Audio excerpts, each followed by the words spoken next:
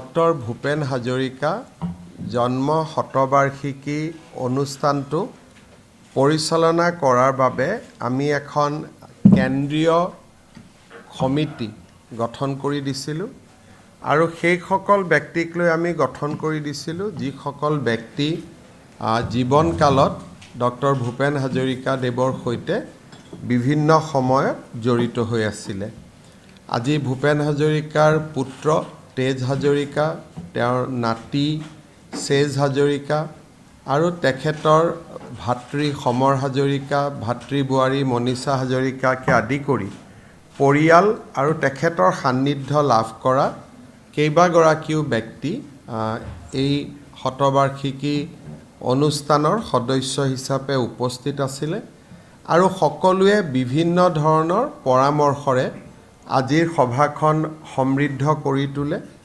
চৰকাৰে যি ধৰণে কাৰ্যসূচীসমূহ ভাবিছিল তাৰ লগত কেইবাটাও অতিৰিক্ত সংযোজনৰ পৰামৰ্শও আগবঢ়োৱা হৈছে। আমি গোটেই পৰামৰ্শসমূহ আকৌ এবাৰ চালি জাৰি চাম আৰু তেখেতসকলৰ পৰামৰ্শসমূহো সন্নিবিষ্ট কৰি আমি আগবাঢ়িবলৈ প্ৰচেষ্টা কৰিম।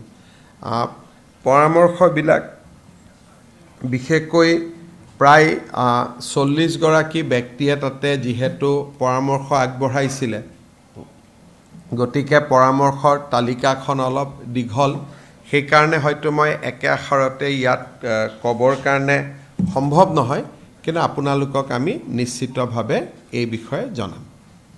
জীৱনীখন অনুৰাধা শৰ্মা পূজাৰীয়ে লিখি উলিয়াইছে।